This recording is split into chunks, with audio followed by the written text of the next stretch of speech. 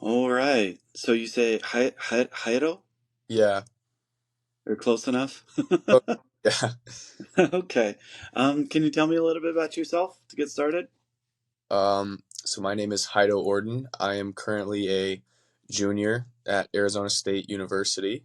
I'm a film student, and let's see, my goal is to eventually, hopefully, be able to write and direct my own films. Uh, so, trying to make as many short films as I can to graduate with uh, a good demo reel, a good college resume instead of just having a practicum. Instead of just having practicum as encapsulating what I learned in college. Hopefully I'll have more than that. Um, I founded MJ Canyon Productions LLC. Hmm. It's just a production company. It was basically just a platform for myself and for my peers to uh, just create and distribute. So instead of everybody, trying to make an Instagram for every short film they make and trying to promote one short film, it's a platform for multiple. Um, and so the blind date, the one that this panel is about, was our very first one. It was the one that started it all. Um, and then, after that we did Dr. Green, and then this year done we're currently filming our third or fourth short this year, and they're all in post. So this summer it's just going to be one after the other, just being released, which I'm really excited about. That's awesome. And you've worked on each of these? Yeah, Are I've been you? executive producer on all of these, and then Uh-huh. uh, have taken various other roles. So I've directed some of them. I've been assistant director for the current one we're shooting. I'm director of photography. So just because, I mean, producing is, I wouldn't say it's fun, but it's necessary when it's kind of your Yeah. uh, thing that you've started. But I just try to get my hands dirty with as much as possible. Yeah. That's awesome. How's the film program at ASU? It's pretty good. The way I would describe it is it's not known yet. Like, I don't think people know how good it is yet. It's like a little hidden gem, and I was thankfully able to find it like at the right time. Because I would just say all within the last few years they've done a lot for the program. Like, they have this brand new building in Mesa that's really really cool. They got a bunch of programs. The faculty's amazing. Which I guess I wasn't really expecting. Um, they're all very responsive. Uh, you know, they just want to help. Um, and they do a lot to try and help you post college. So they're constantly emailing you like, hey, here are some internships you can apply for, blah blah blah. So they definitely show you the doors, but they don't hold your hand and walk you to them. They're like, all right, here are the different doors you can take, but it's up to you whether you want to do it or not. Hmm. Oh, that's awesome. Yeah, all I know about the ASU film program, which isn't much, is Jacob Owens went to it, and at the time they just weren't ready for to adapt to social media and everything he was doing. So he wasn't super impressed. He loves Arizona, but they just weren't ready to adapt. But it seems like they've made some changes for sure. Yeah, they just redid their entire school. So Yeah. before it was like called the Herberger Institute of Fine Arts, and this year they changed it to this new Sidney Poitier. They're the Sidney Poitier New American Film School. Oh, Um, that sounds familiar. yeah, and this is my first year at ASU. I transferred here, and so I transferred at the right at the right time, I guess, Mhm. Were you because at were you I've at Grand Canyon before, or I was at Grand Canyon. okay? Because it's you can see it in the background of the movie. Yeah, we tried to like mask it, and it just wasn't happening. And at and now it was one of those things where I was like what can you do? Yeah, I mean, I'm watching it. I know it's submitted as a student film. I see GCU in the background, and I'm like, okay, it's great. That makes sense. Yeah, I mean, I was at GCU when we made it, so I mean, Yeah.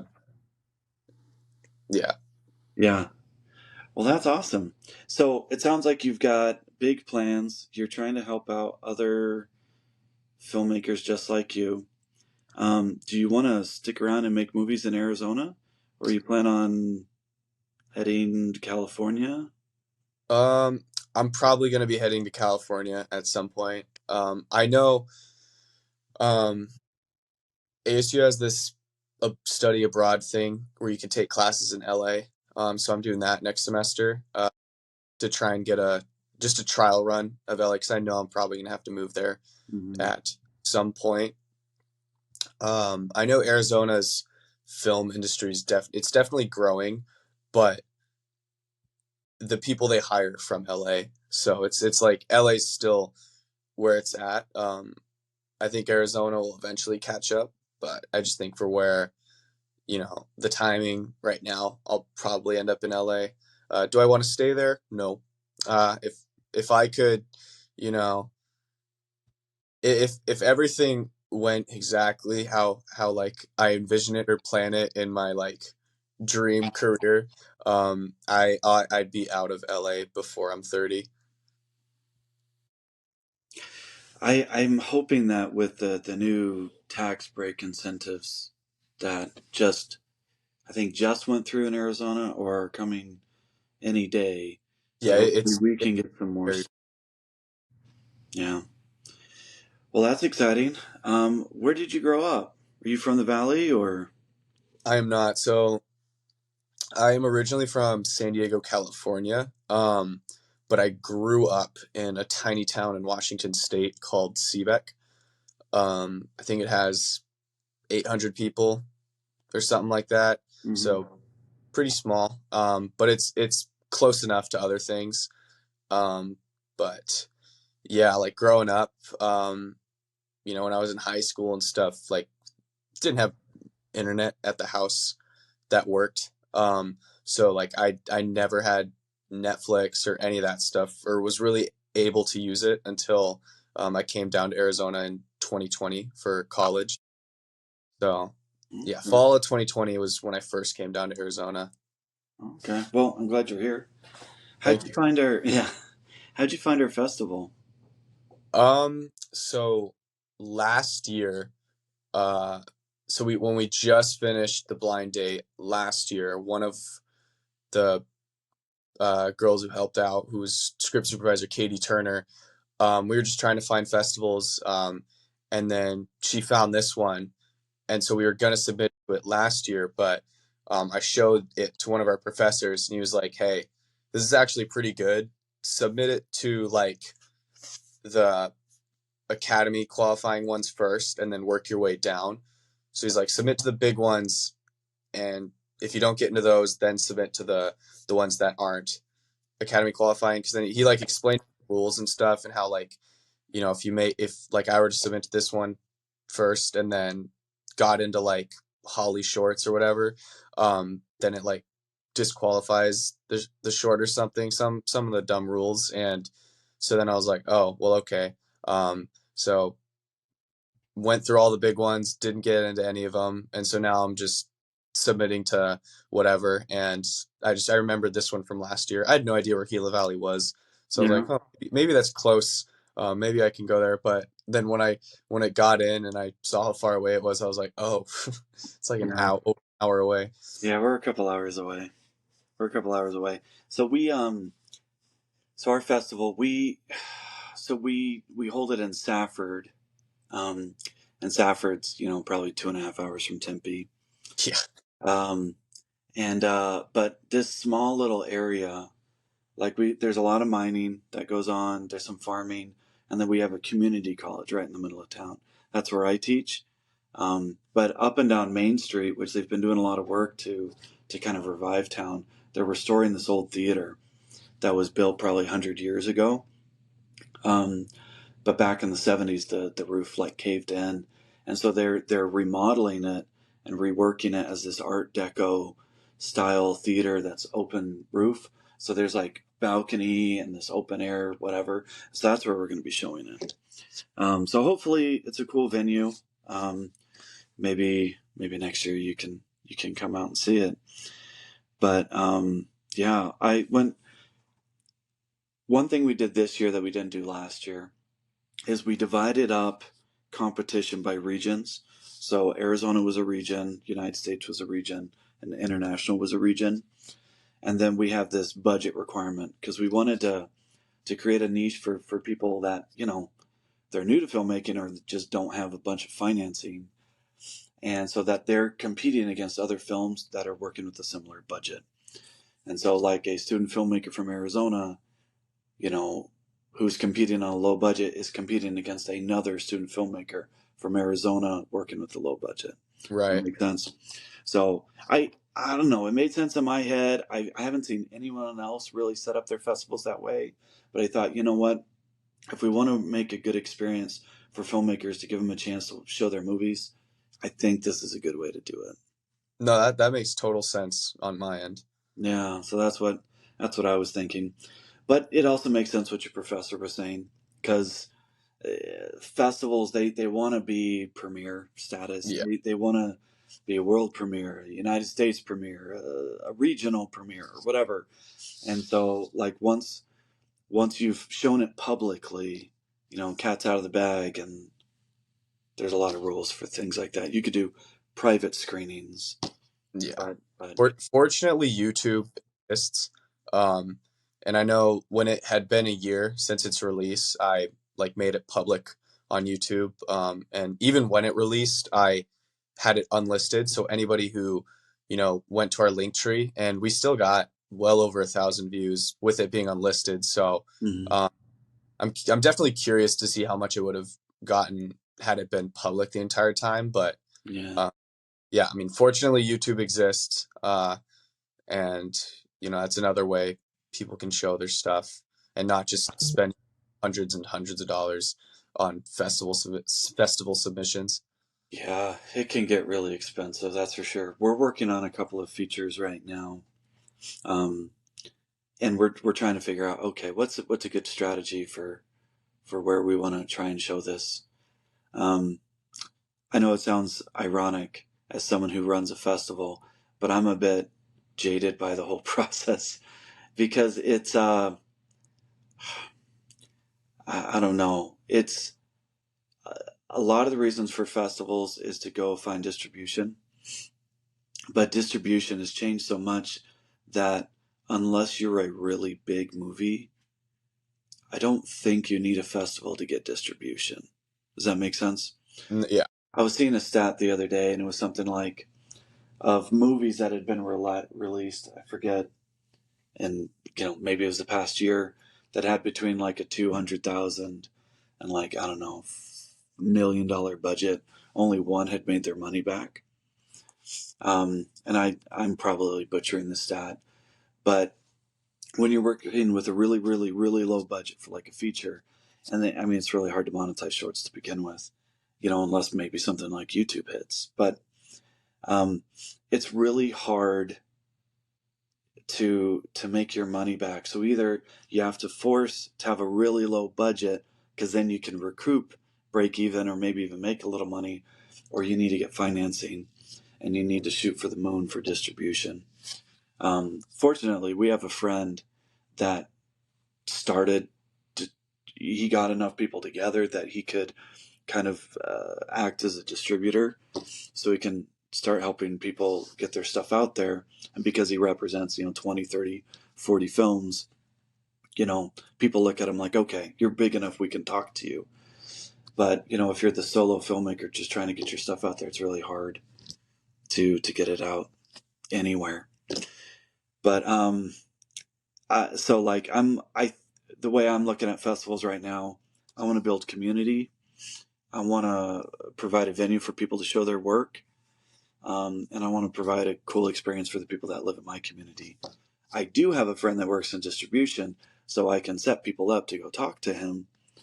But other than that, no one's Hulu's not showing up to buy anything from us.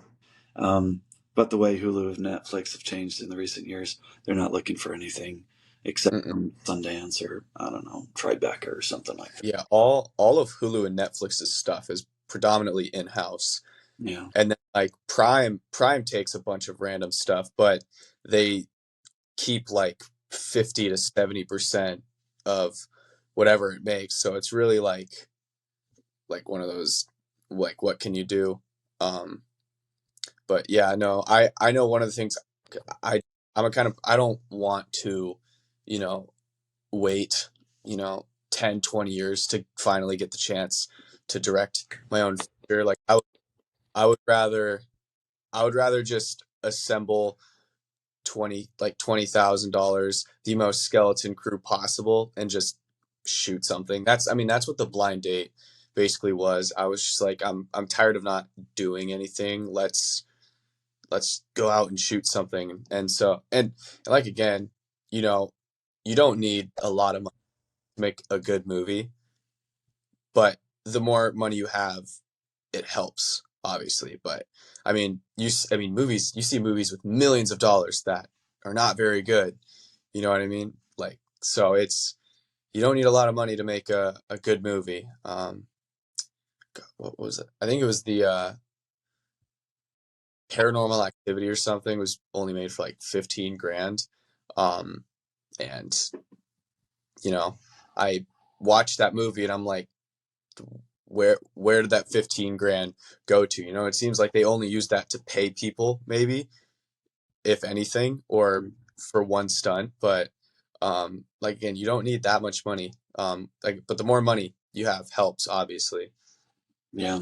I mean, from what I'm seeing, and obviously I don't know everything about you, but like from what I'm seeing, you have the tools and the initiative to make a feature happen. You're working on the producing side, you're writing, you're directing, you're acting, you're putting yourself out there, and I think that's what it takes. You have to be willing to do more than one part and not wait for someone who has the skills to show up to help you develop those skills so that you can fill in, and if there's someone else who can do it, great. And that's kind of what we've been doing out here.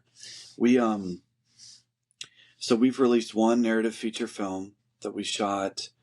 My company that runs the festival, we've released one narrative feature film, and we've been able to get it out on Tubi and Roku and Amazon, and you can get Blu-rays and DVDs. But we're in the middle of shooting several more movies. We're doing an improv feature. Um, when we were college students, we did a bunch of improv shorts. So like we'd built up those skills, but then years off, just focusing on our careers, and we're like, okay, let's get serious and let's have fun. Let's go make movies. And so, we're using those same skills that we learned when we were doing a bunch of shorts when we were younger. Let's go make a feature. So you come up with the script, and then you look at your resources. You look at the people that you know that can handle improv. You go shoot something. And I was watching the footage yesterday. I'm like, oh, this is actually kind of good. And then we're working on 3 feature docs. And the good thing about a feature doc is if you have a good story and you know how to use your equipment, it doesn't cost much. Hmm. It doesn't cost much. So by the end of the year, we're going to jump from 1 feature to 5. And then with that catalog, we can build up and, maybe we crowdfund.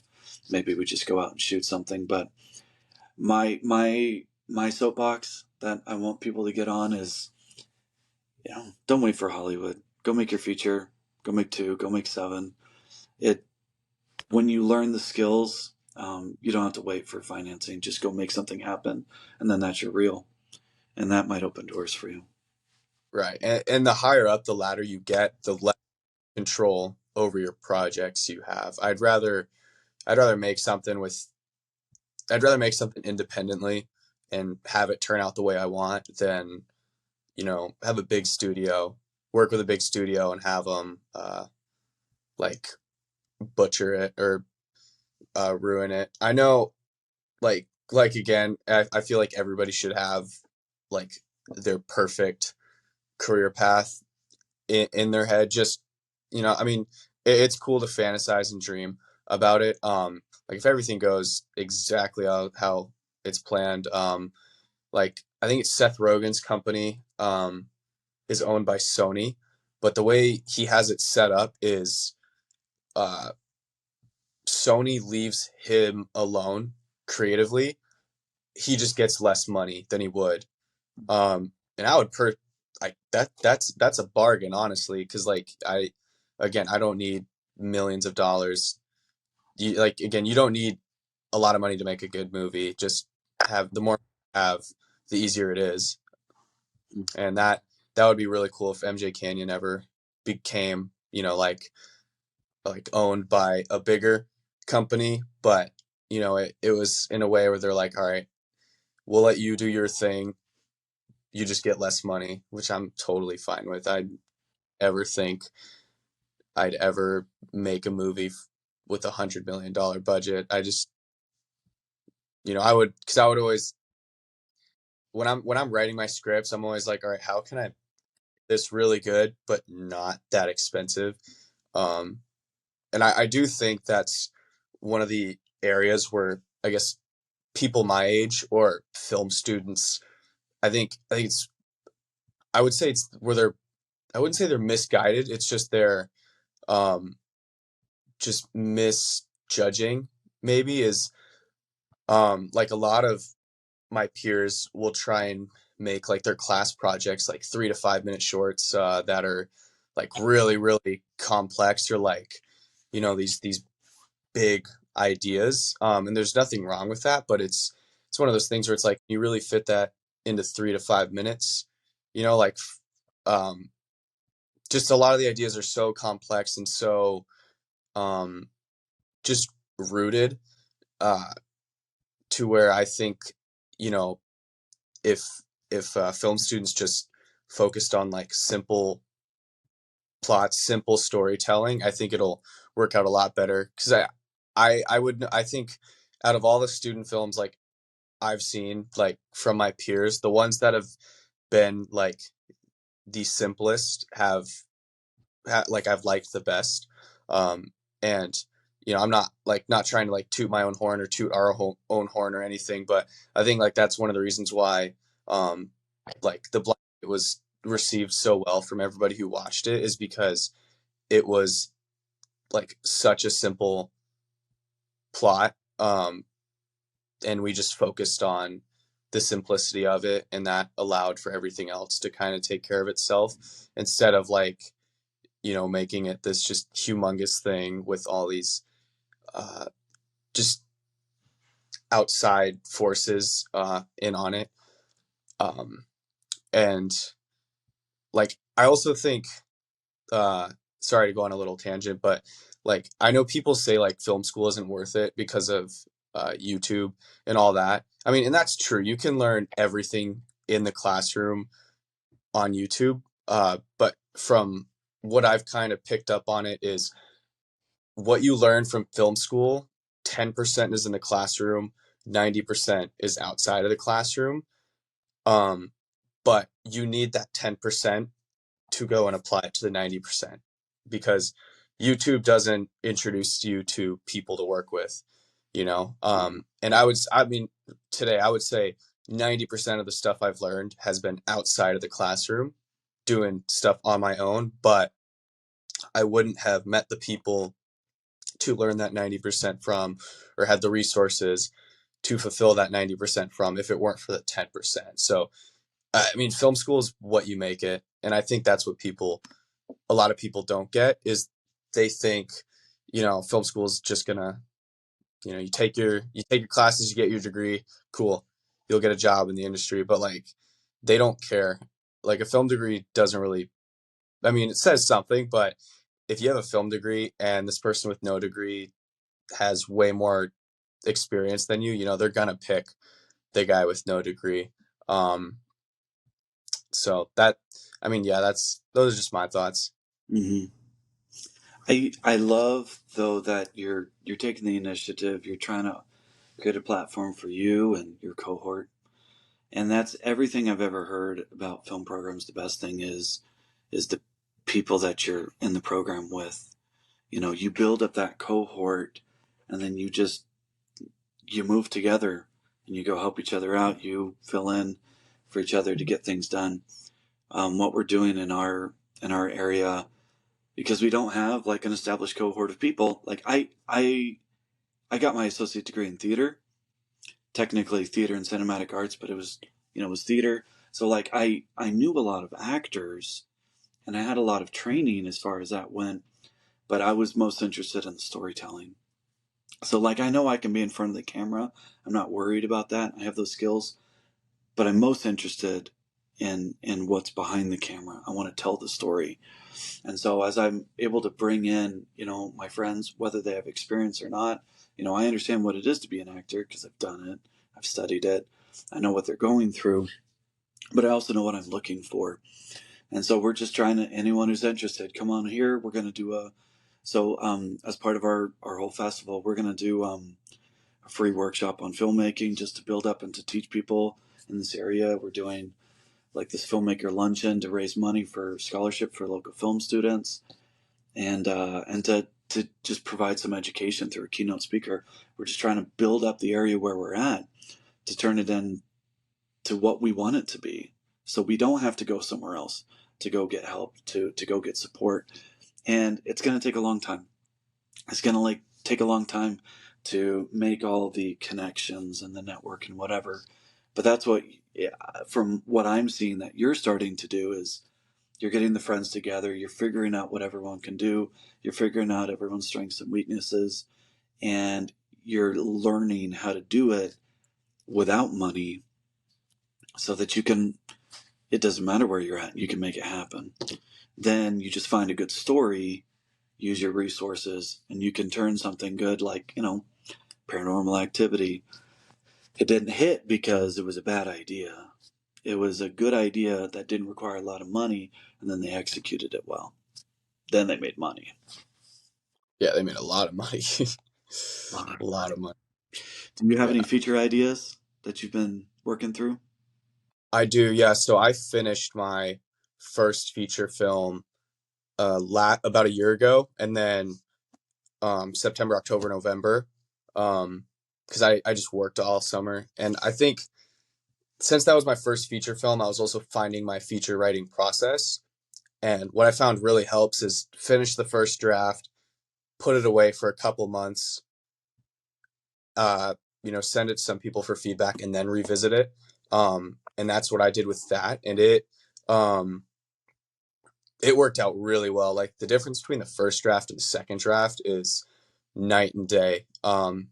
And I think just first semester last year, I was just working on like drafts 2, 3, 4, 5, because I would say draft 1 and draft 2 had the biggest changes, and then 3 through 5 were just fine tuning and polishing. I'm working on my second feature right now, but just this semester's been so busy, so I haven't really had time to actually like sit down and like actually work on it. It's just more so been like, um, okay, here's a scene I have. Let me write it down really quick. Or, okay, here's like, oh, here's this character's favorite color. Here's what it should be. Here's why. Let me write it down.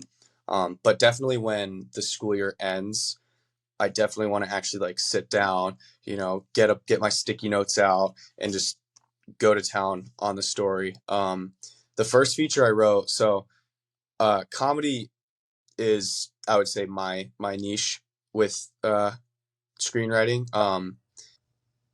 I mean, Blind Date's a comedy. The next one, Dr. Green, is also a comedy. I could not submit it to the festival because the festival specifically said family friendly, and Dr. Green is less so family As friendly. long as we're not showing nudity, it's probably okay.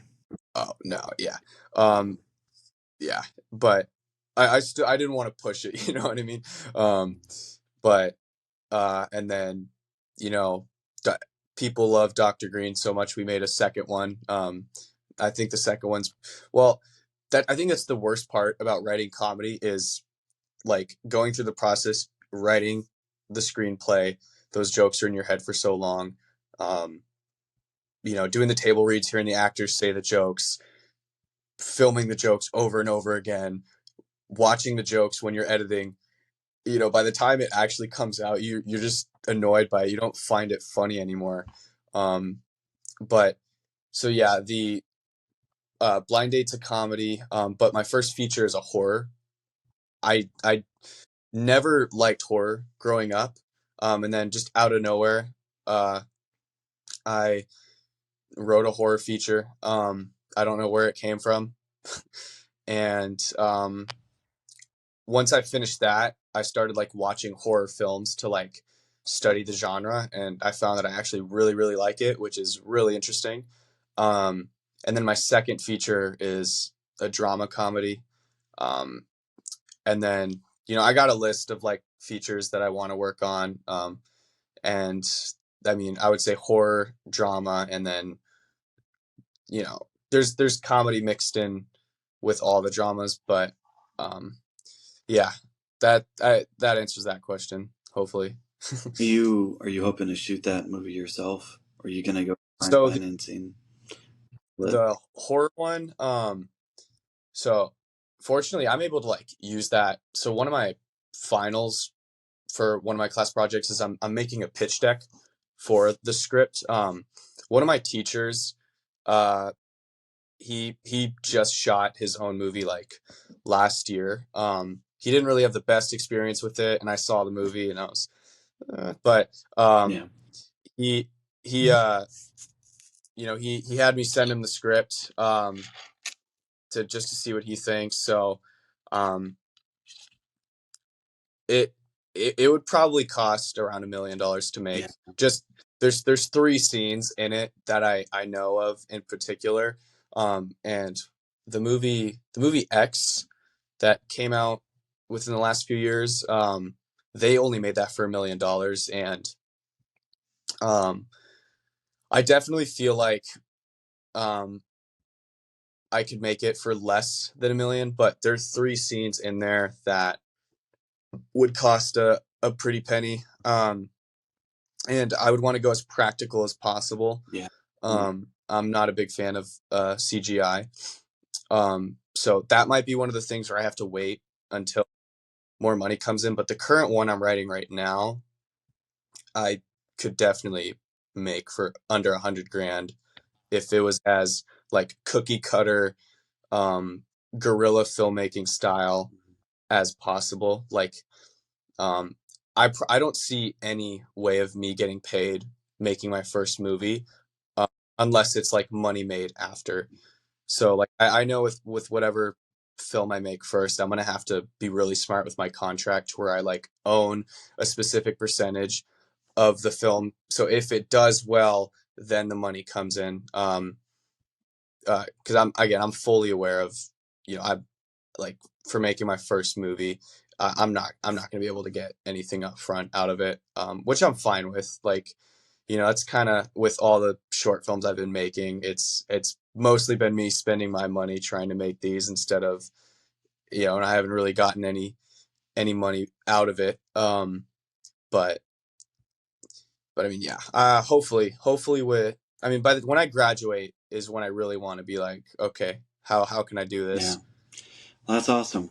I'm sorry to cut you off. I need to meet with someone who just showed up, but thank you so much for your time. I'm excited to watch what you do in the future. You can probably go ahead and submit Dr. Green for next year. You said Dr. Green? Yeah. Yeah, you can submit that for next year probably, as long as there's no nudity. I think it'll be fine. No, there's none. Yeah, if you want to see what we do, our Instagram is MJ_Canyon. We post behind the scenes of all of our shoots, and then we have a link tree with everything we've ever done in it. So the more people who check out our stuff, the better. Awesome. Thank you, Jairo. Yep, you have a good one. See ya. Bye.